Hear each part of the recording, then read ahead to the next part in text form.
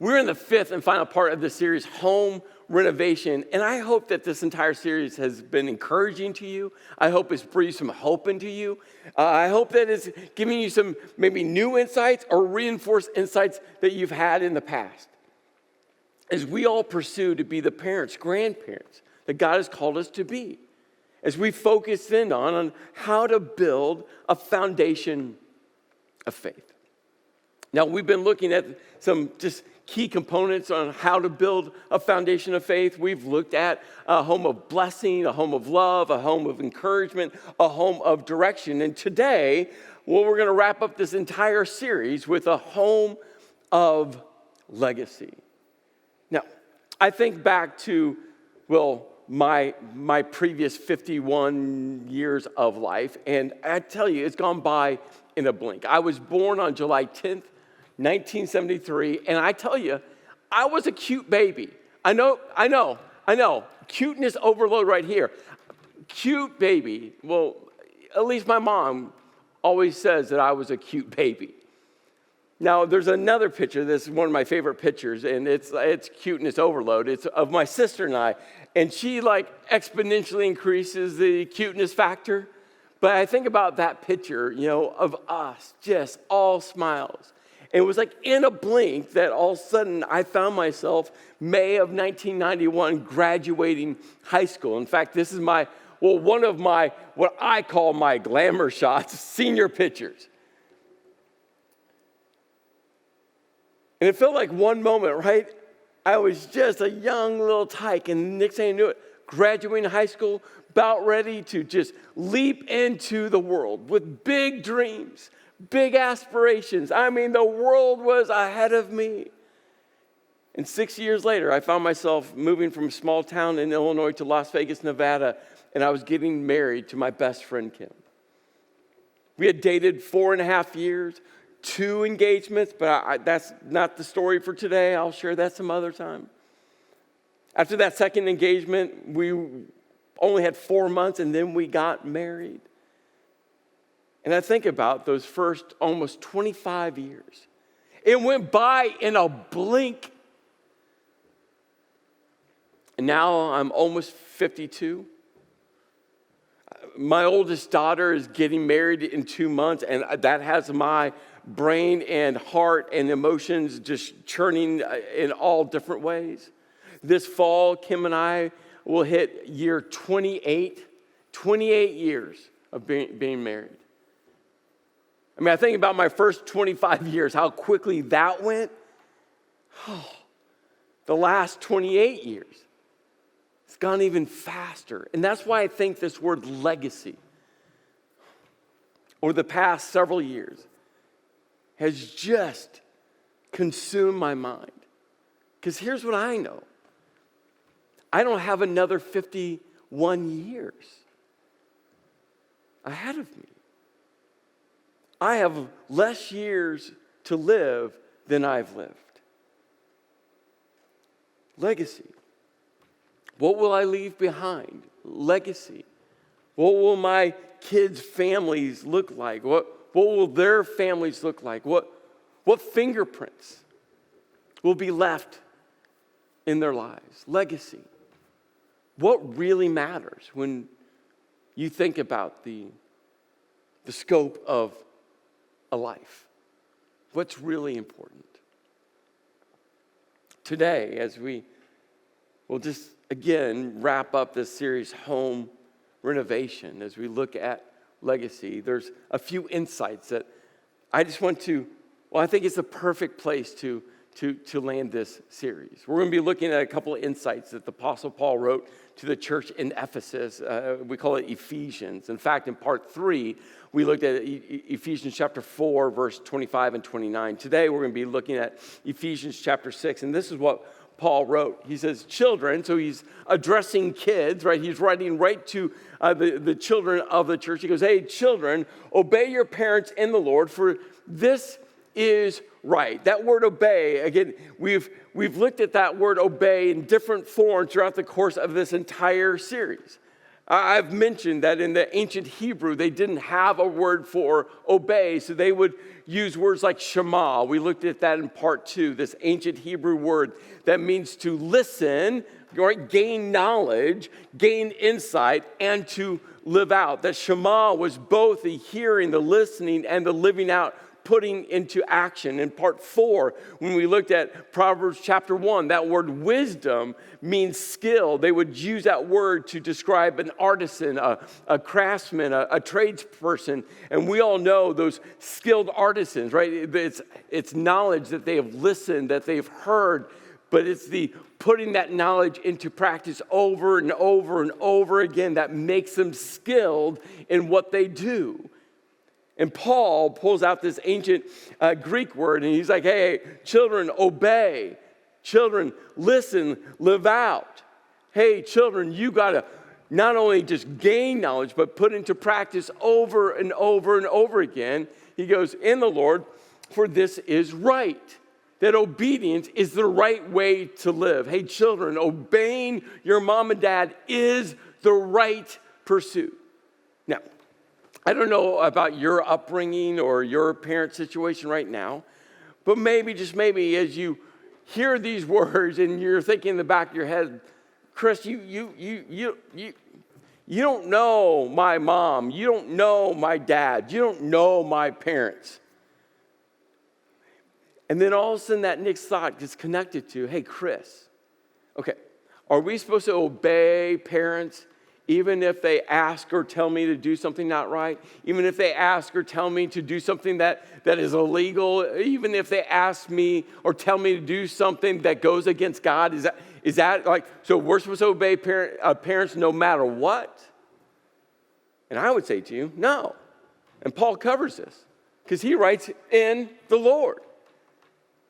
I mean, Paul covers this. He's like, hey, children, obey your parents as long as in the Lord. The framework that God has put together for us to live within. As long as it goes to God's wisdom, God's direction, as long as it, honors God, right? Follow God. We are to obey God first and then parents. So as long as it's in the Lord, then you obey your parents. If it's not, then don't. Well, Paul goes on. He goes, hey, honor your father and mother. Now, this is to everyone, no matter your age. No matter your age, we are called to honor mom and dad. Now, maybe those words sound familiar to you. Literally, the Apostle Paul is quoting the fifth commandment. Out of the Big Ten, the 10 commandments, this is number 5. So he just pulls that commandment and he's like, hey, remember, God commanded to honor your parents. Now, that word honor literally means to respect, to place a high value on, to look at your parents knowing that they are worthy of your honor, worthy of your respect, that you elevate them. Why? Because they're of high value. Now, again, I get this, that for some of you, I mean, the obeying mom and dad was difficult because for some of you were raised in, or maybe you're being raised in right now, where one or both of them, right? They're trying to get you to do stuff that goes against God. And you're like, that's, and then you get to this honor part and you're asking the same question. How do I honor parents who are not honorable? And for some of you, this is your reality. So how do you do that? How do you honor a mom? How do you honor a dad? He's not honorable.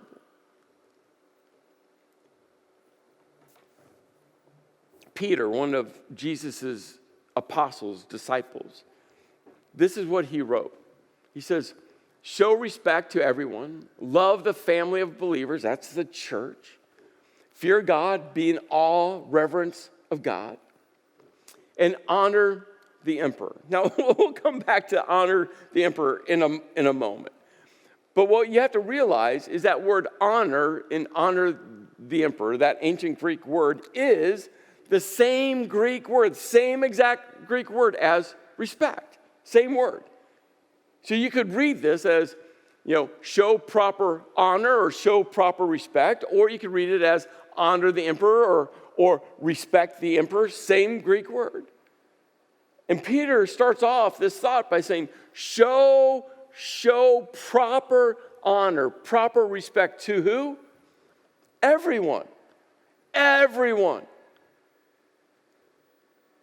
That's the command. That's the expectation from God. That whether you think they deserve honor or not, we are called to honor everyone. Now, I want to share 3 very specific insights when specific comes to how do we show honor to people who are not honorable. The first insight is this: you got to choose to honor. That's obedience. That's obedience. I mean, you've now heard, you've listened. I mean, to the Apostle Paul, to Peter, the Apostle Paul that connects all the way back to God, to Moses and the 10 Commandments, right? You've all heard, right? The command is to honor, whether they're honorable or not. That's the command. The thing you have to answer: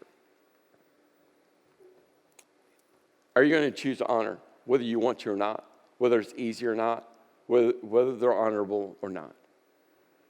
As I was working through this message this week, I was rereading through my notes, and all of a sudden I read these words, something that I had written down, and I wanted to put it up on the screen for all of you, because I think this starts to answer, how do we choose to honor people who are dishonorable? This is what I wrote. Why? Because even unrepentant, vindictive, narcissistic parents or people, or you can insert a name right there, who act repeatedly in dishonorable ways. Okay, you feel that? This is a why. This is a why. Are created in the image of God. That's why God commands us to honor all people. It's why Peter goes, no. Show proper respect. Show proper honor to everyone. I think as Peter writes those thoughts, he comes down to that last thought, and all of a sudden he includes honor the emperor. I think that was such a practical insight. They hated, despised the emperor. Why? Because the emperor was a dictator. They didn't vote for the emperor. They didn't choose the emperor. They didn't even want the emperor. And all of a sudden, Peter, as he's writing this, he's like, hey, show respect, show honor for everyone, fear God, show love to the family of believers. And all of a sudden, he's like, oh, yeah. Everyone means even the emperor. Even the emperor. Respect and honor the one person that every person would agree, especially in that kind of Jewish region, that they hated the Roman emperor. He's like, no. Even the Roman emperor is created in the image of God. And we are called to show honor, respect. Why? Because they have such a high value to God. And when you understand that, choosing, I'm not saying it's ever going to be easy, but it's going to help you realize why God has called us to honor everyone. But that choice, that step of obedience, leads to number 2. You got to set healthy boundaries. You just do. If you're a parent right now, and your mom or dad, right, you're having to set healthy boundaries around, and I know that's some of your story. You have to set healthy boundaries. You can honor, respect, and have healthy boundaries to protect you and your kids. Remember, boundaries are about keeping healthy things in and unhealthy things out. That's what you're doing. So, to set healthy boundaries so that you can also honor a mom, a dad, parents. Be non-reactionary. Usually, all of a sudden, something happens within family dynamics. All of a sudden, something explodes, a decision was made, something was said, a power play was put into motion, something passive-aggressive happens, and all of a sudden, right, just reactionary, and all of a sudden, this is where most of the time people out of that emotion want to all of a sudden reactionary put boundaries in place. And I always encourage people, you just slow down, take 24 hours, take a breath, allow your emotions to kind of settle down. And once your emotions settle down, you have to be clear with the boundaries. And what do I mean by clarity? You have to write them down. Before you ever share them, write them down. I don't care if it's on your laptop. I don't care if it's a pad of paper and a pen. I don't care even if you get a rock and a chisel and you do it that. It doesn't matter. You got to write down clear boundaries. Unhealthy people need clear boundaries. You need clear boundaries around you, your spouse, your kids, and you got to write them down. And when you write them down, I would encourage you to find someone who's wise. Now, the book of Proverbs, we looked at that, gives so much wisdom on what a wise person is, who a wise person is, what a wise person does, and what fools do. So bring in a wise person that helps look at those. Once you have them written down, then you go and you sit with that parent. Not over text message, not in an email. No. This is courage.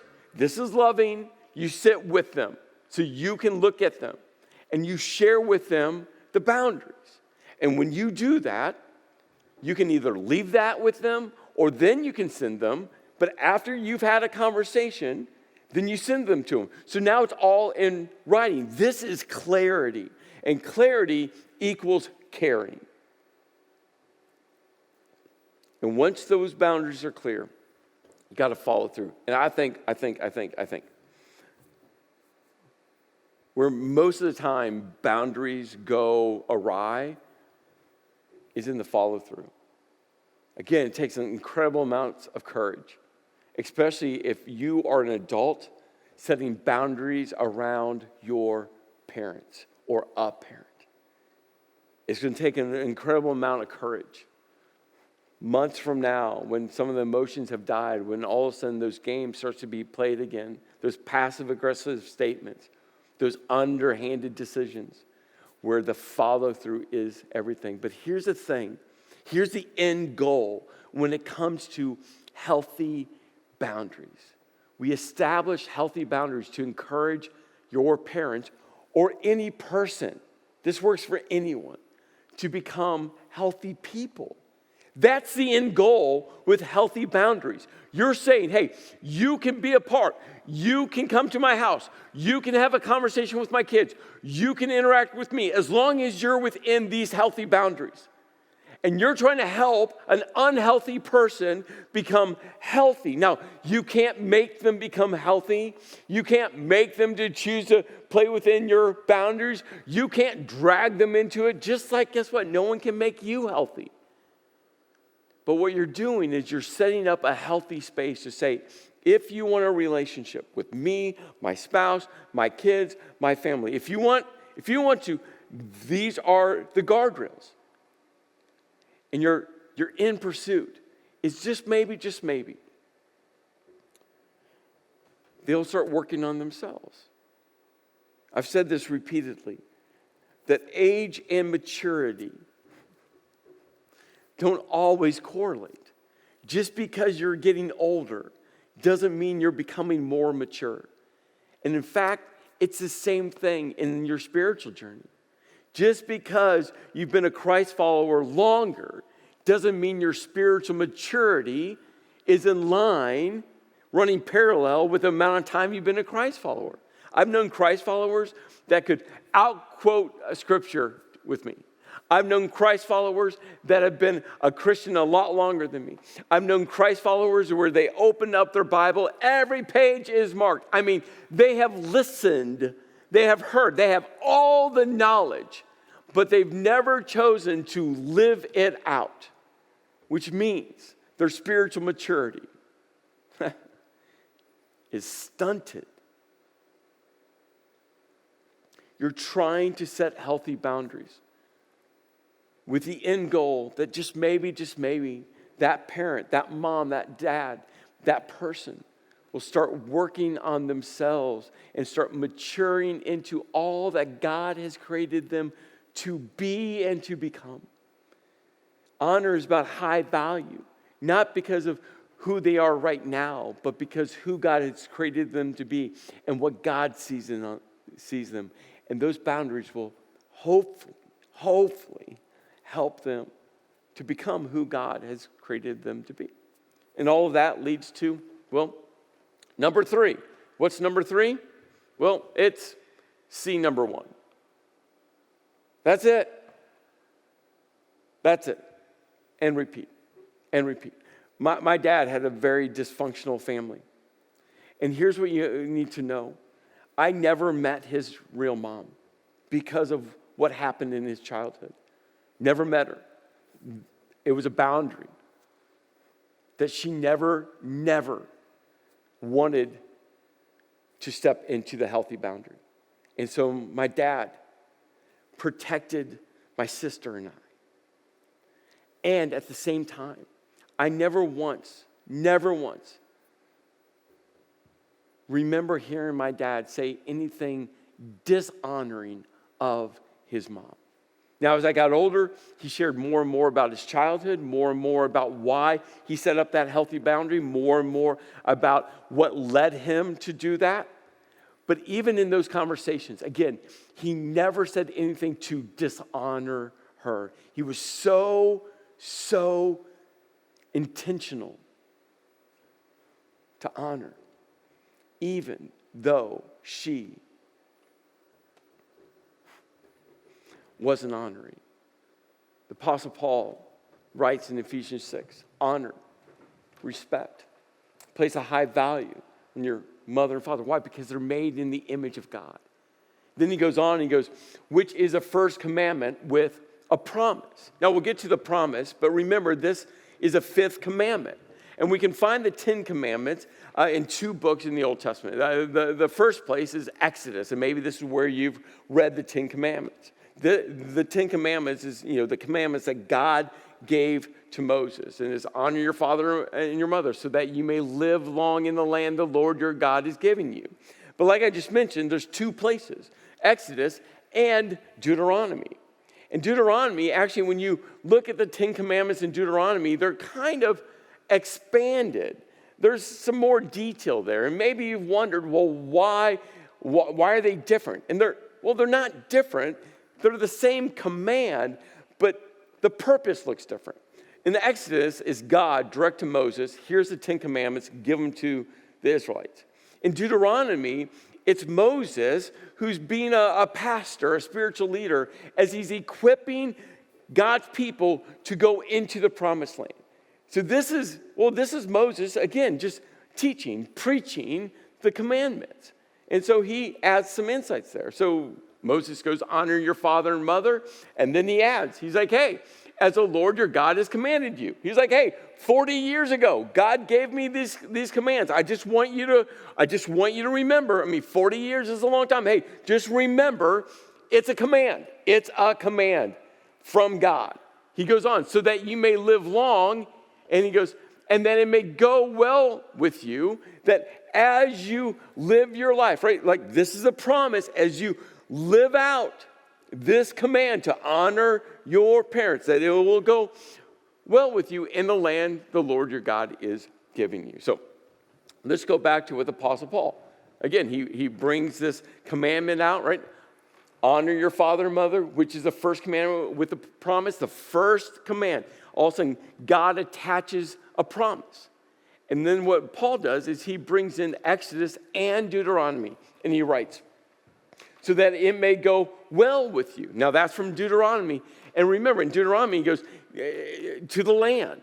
Well, that promise from Moses was for the Israelites as they were preparing to go into the promised land.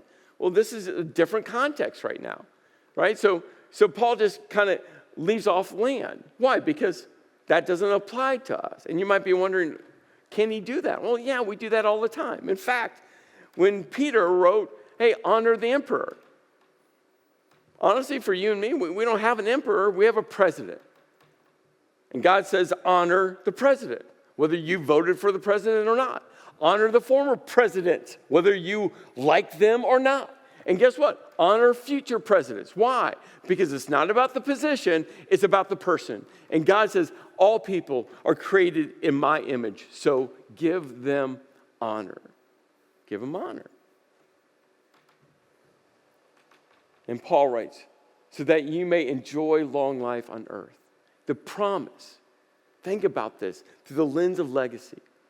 When we choose to honor, the promise, it will go well with you, generationally, in your life, and even when you're not here. Legacy, it's about the fingerprints that we leave on our kids, our grandkids, and beyond. Legacy starts with honor, respect, raising up high value. Why?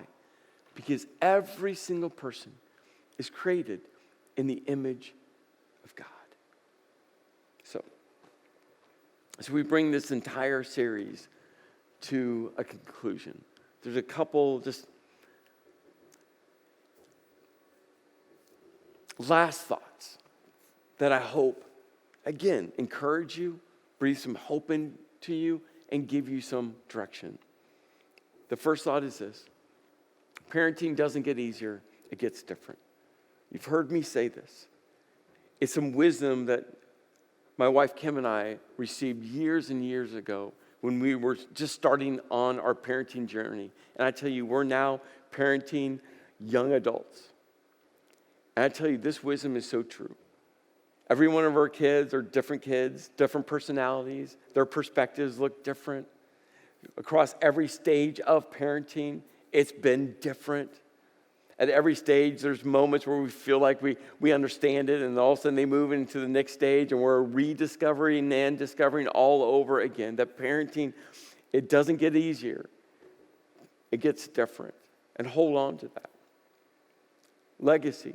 You have to know that you are the primary spiritual leader in your child's life. Again, it's something that I've said repeatedly in this series. That we as a church, we're here to partner with you. Our Kids Rock, Velocity, Student Ministries. I tell you, we have so many incredible adults that are pouring into our kids and teenagers. Remember that parenting, it takes a tribe of people. But at the end of the day, you, mom, you, dad, are the primary leader, spiritual leader of your kids. And if you're not growing spiritually, guess what? It's going to make it so difficult for them to grow spiritually. God has placed that upon your shoulders for you. So grow spiritually. Grow spiritually. Which leads to this next insight. Keep Jesus at the center of your home. So many homes have Christians in the home, but that's not our pursuit. Our end goal is to have a Christ-centered home, not just Christians in the home, is to have Jesus at the center of the home. That every decision you make is through the lenses of Jesus. It's why the book of Proverbs as a parenting resource is so important. How you view money, how you view generosity, how you view work ethic, how you view discipline, how you view encouragement, how you view everything, right? Has to be Christ-centered, that you're viewing everything through Jesus. Every decision you make as a mom, as a dad, as a parent, as a grandparent, right? Everything for your family is about Jesus being at the center. And guess what? When that happens, I tell you, everything starts to shift. Remember, the Proverbs, it's not promises, it's probabilities. I'm just telling you. If you have a Christ-centered home, and you as mom, you as dad, you as grandparents, are the spiritual leaders, the primary spiritual leaders of your family, just watch what will happen in and through you, in and through your marriage, in and through your family. I'm just telling you, it is a game changer. So, you've listened. And my prayer, my hope, is that you will live this out. 5 weeks ago, we started looking at a home of blessing, this priestly Levite prayer. And so I just wanted to end just praying these words, sharing these words, saying these words over you one more time. Just close your eyes for a moment. Maybe just open your hands. Maybe just lay them in your lap and maybe just reach them out. And I just want you to receive this again. The Lord bless you. The Lord keep you. The Lord make his face shine upon you and be gracious to you. The Lord turn his face towards you and give you peace. Lord, we are overwhelmed to know that you are our Heavenly Father. And Lord, may we be the moms, the dads, the grandparents, the children that you have called us to be. That we all are created in your image. Because of that, we have the greatest value ever. Because we are the sons and daughters of you. In your name I pray. Amen.